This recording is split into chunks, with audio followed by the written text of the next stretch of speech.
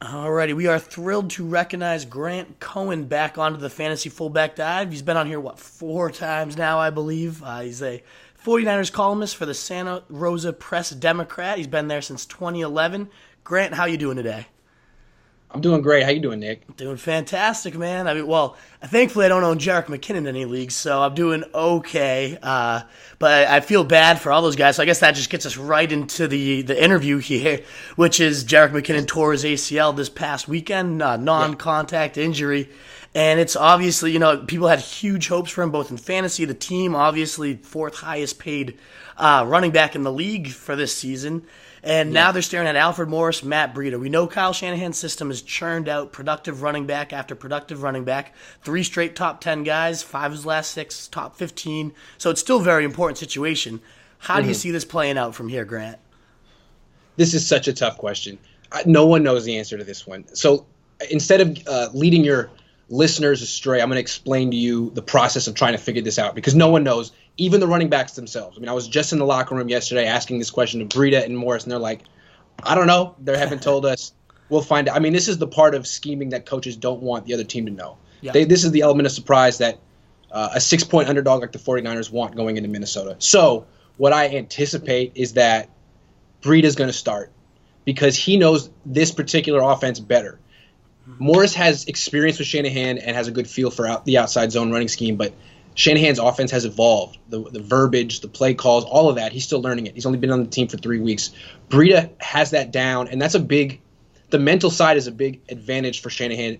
Fantasy owners might not think about football in that sense, but Shanahan has one of the more complicated offenses in the NFL, and it's not just wordy, but he calls plays that they don't practice. A lot of coaches like to call plays that they ran through that week so the players are familiar with them. Shanahan will just call whatever, stuff that he's never called before, and players have to figure it out. And Breida can do that because he's been here longer, and Morris was explaining he still is doing a lot of thinking. So while he has a ways to catch up, I think Breida will have the advantage. Now, if Breida just stinks and is non-functional and they have to bring in Morris, they'll make it work with Morris the way they made it work with Garoppolo last year before Garoppolo knew the playbook. But I think Breida will get the first shot, and it'll be his job to lose. He might lose it because he's never carried the ball more than 12 times in a game. He already got hurt early in the preseason. I mean, durability is an issue, all of that. If he shows any sign of weakness, Morris could come in and give them 17 solid carries a game. I would expect Morris to get this job eventually, but just maybe not just right away.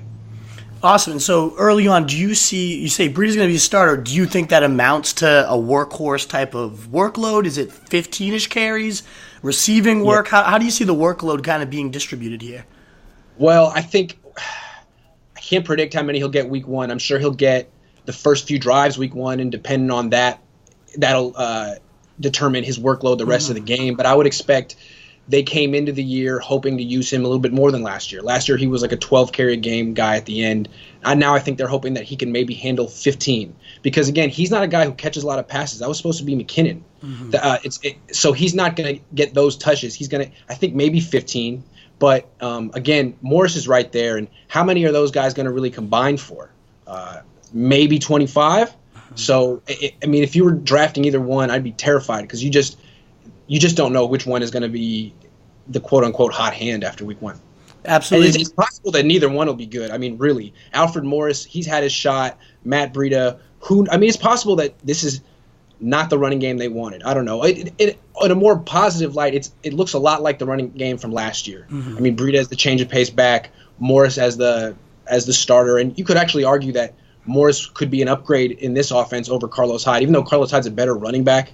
Clearly a better running back than Alfred Morris. In this scheme, you'd rather have Morris. So actually, compared to last year, you could say that maybe they have a slight upgrade in their run game from last year. Absolutely. And you just mentioned last part of this backfield is the pass catching. That's always been a Shanahan staple. I mean, Hyde went to 59 receptions last year after catching no more than, I think, 20 in the years prior. But McKinnon, like you mentioned, was going to be that guy. Breida had the second most drops in the league among running backs last year. Alfred Morris has never had more than 17 receptions in a season. Is there going to be somebody else, or is one of these guys going to step up? How do you see the receiving work out of the backfield going? They're going to give Breida a chance to step up, but that doesn't mean he will. And if he drops another pass early, they're going to abandon that, I would imagine. So Juszczyk will probably get a little more work than he did last year. Remember, in the Niners' most impressive win of the season last year, the one in Jacksonville, he was their leading receiver. He was sort of their X factor. And so was Breida. Those two guys had big games in basically their biggest game of the season. So I would expect Juszczyk to get more passes, Breida to get more passes, and then basically guys like Trent Taylor to be more involved. I mean, they're not just going to be able to manufacture this passing game through the running backs. They're going to have to feature the tight ends and wide receivers more, just like last year. Well, that perfect transition then right to the passing game, and obviously the engine of that's Jimmy Garoppolo. Had a great San Francisco start, 5 straight wins last year to close out the season. They paid him the big bucks, 5 years, $137 million. How's he looking entering year 2? Is he ready to be this franchise quarterback? What are you expecting this year? He demonstrates the same skill set that we all are extremely impressed with. The entire world is extremely impressed with. He shows it almost every day in practice. He showed it in preseason. He didn't have the best preseason, but you can still see the skill set. He moves very well in the pocket. That's sort of how you would differentiate him from Jared Goff. To me, Jared Goff makes more wow throws downfield where you're just like, only a few people could drop it in there like that, but he needs functional space. Jimmy Garoppolo what he did with a terrible team last year was really remarkable.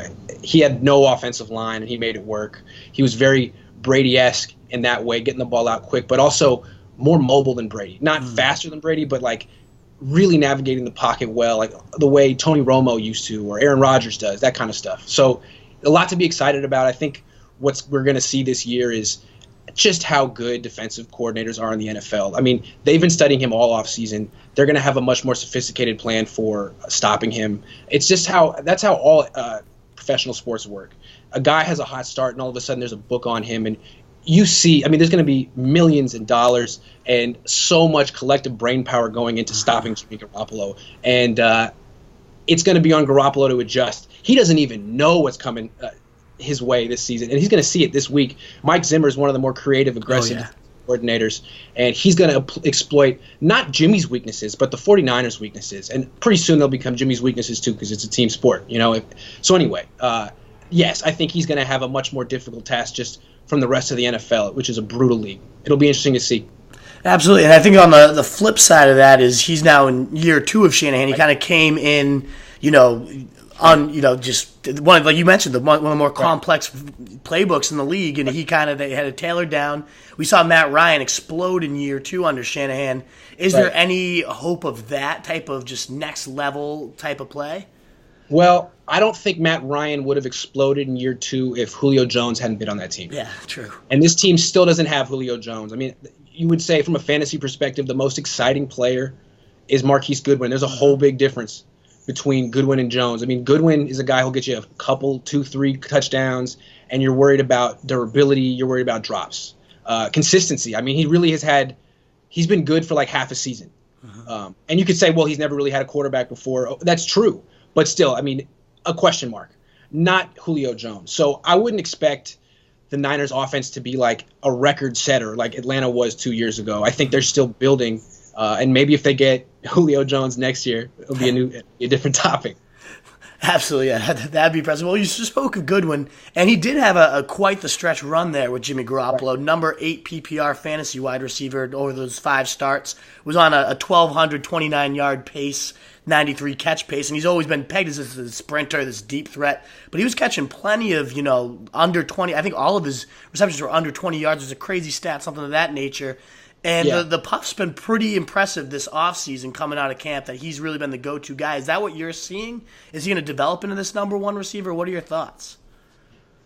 See, this is misleading. He was going crazy with Garoppolo, and I think from a fantasy perspective, you prorate that out and figure, well, he could be like a top 10 receiver in the league. Now, remember, Garcon was hurt. Okay, so now, yes, Garcon's back, and I would expect Goodwin still to be the number 1 receiver, but they're going to split targets fairly evenly.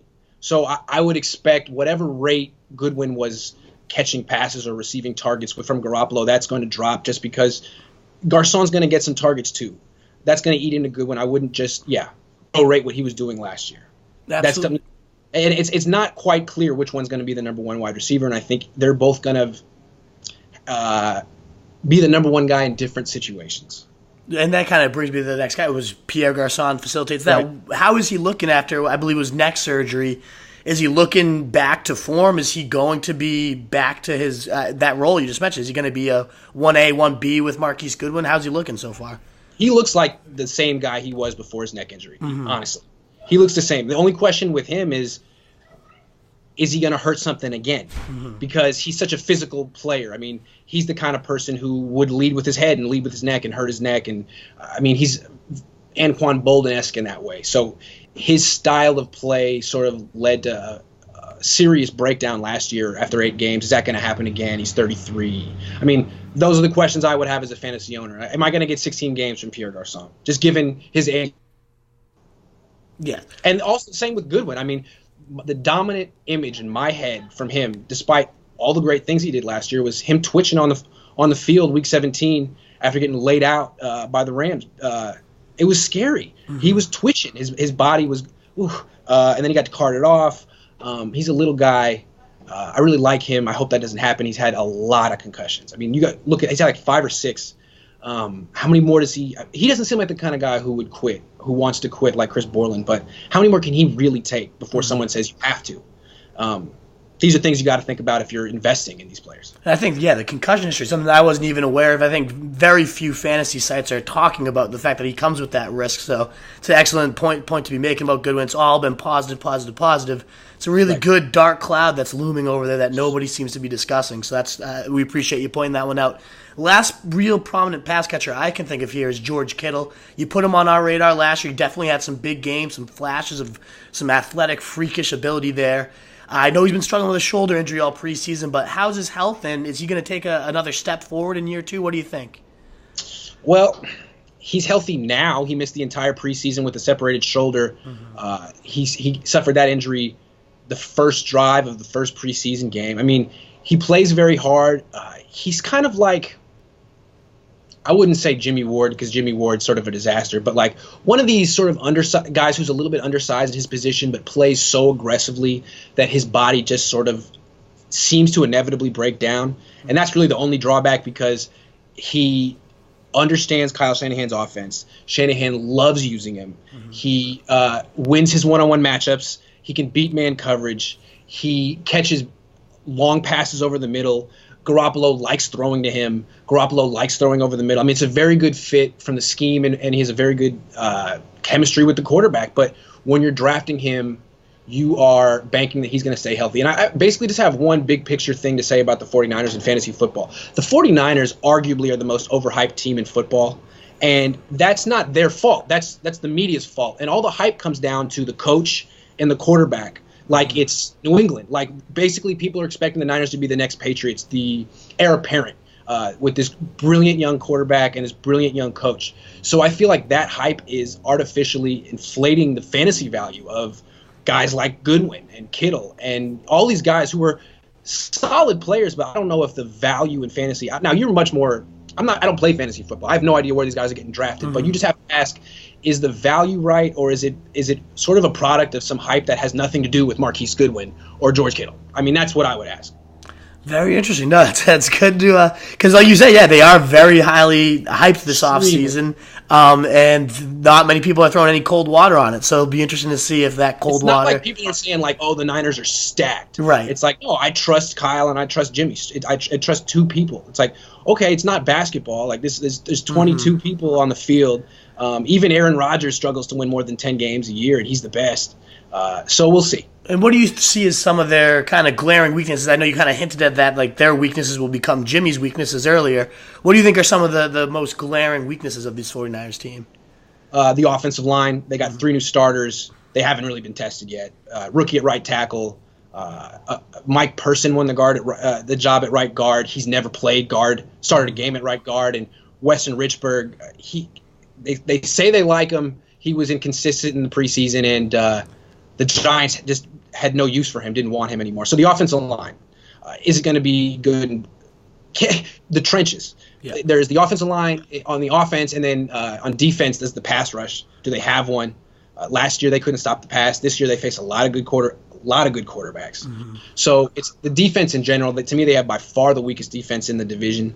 And then in offense, is there enough for Jimmy Garoppolo? I like the depth at wide receiver, the depth at running back is taking a hit, and the depth at tight end is tenuous always with Kittle on the team. So.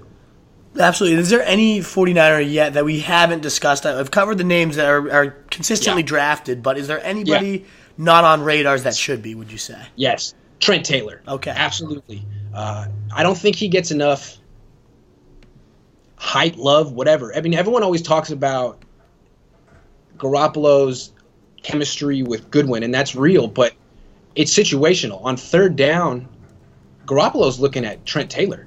And in the red zone, Garoppolo's looking at Trent Taylor, and it's so obvious.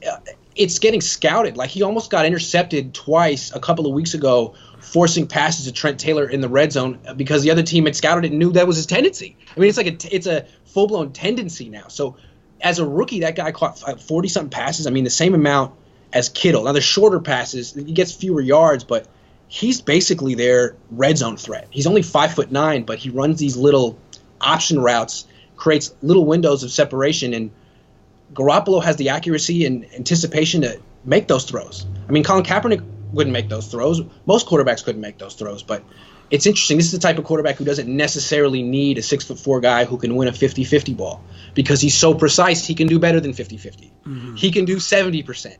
And the thing with Trent Taylor is he caught 70% of his targets last year. I mean, that is a real natural hookup combination, sort of like Wes Welker and Tom Brady in the day. You know, Danny Amendola, that kind of stuff. Yeah, is he playing primarily in the slot, this Taylor guy? Yep. Yeah, he plays. He's only in the slot. Okay. He doesn't start. So he's not on the radar because he's not a starter, but he plays a whole lot. And in a passing situation, he's on the field. And that's the guy. He could end up leading the team in touchdown receptions this year. Very interesting, yeah, because obviously Garoppolo from the Patriots, the slot receiver has always been the engine of the offense almost. So he's used to that. They're looking at Kittle and Taylor, not Garcon, not Goodwin. Interesting, very interesting indeed. No, that's good. Great name to toss out there. Again, undrafted in fantasy drafts almost all the time, so we'll throw him out there on the penny stock radar for sure for people. Let's wrap up then with just your prediction for the 49ers this year, the entire kind of NFC West, how you see it playing out, and then just remind people where they can find you and interact with you. Okay, when the schedule came out, I thought 9-7, just going through the schedule. I thought it was a brutal schedule. Mm-hmm. Then after watching training camp and preseason, I felt it pretty much couldn't have gone any worse. I mean, the Rams, as a counterexample, basically their philosophy was to make it through the offseason in one piece and not get injured. They may be utterly unprepared for the regular season, but they're not injured. The Niners, everyone got hurt as soon as training camp started. Then everyone else got hurt when the preseason started. It was like the entire offseason was a bust. They got very little done to make themselves better. They're limping to week one, hoping they can get some sort of production out of a brand new run game. It was a counterproductive last month. I would have to knock them down to 7 wins, which is not, a knock. They're still a rebuilding team. They won 6 games last year. If they win 7, they still have a bright future. They still have a bright future. They still have their quarterback, and they still have their coach. You would expect next year they would be much more in a position to compete. They'd get McKinnon back, hopefully. This year I can't see more than 7 wins, and I think right off the bat they could have 3 or 4 losses or 4 losses in a row. They start off with Minnesota, they're 6-point dogs, or come home and play Detroit. That's no guaranteed win. Then they go and play the Chargers on the road. That's a playoff team. And then they go and play the Kansas City Chiefs on the road. It's always tough to play in Kansas City. I'm thinking 7-9, and I don't mean to be harsh on this team. I still think compared to where it was with Tom Sula and Chip Kelly, that was the dark times for a fan, because not only were you bad, but there's no future. There's no hope. It's not like we have this or that. We got the coach. It was depressing. Yeah. And it was depressing right about. How many times do you have to say this team is going nowhere? This team is clearly, I don't know if it's going somewhere, but it has hope, and that's a whole lot better than not. So even if they win 7 games this year, you would have to say that they're probably not going to fire Shanahan and get rid of the quarterback. So there is some sort of plan in place and future to look forward to. Absolutely. And where can our fans here, if they want to ask any 49ers questions, whatnot, find you? You can Google me, Grant Cohn. I'm at 49ers.pressdemocrat.com, and on Twitter I'm at Grant Cohn, one word, GrantCohn. Awesome. Well, thanks so much for the time, Grant. Appreciate all the insight, my man. My pleasure, man. Take it easy. You too.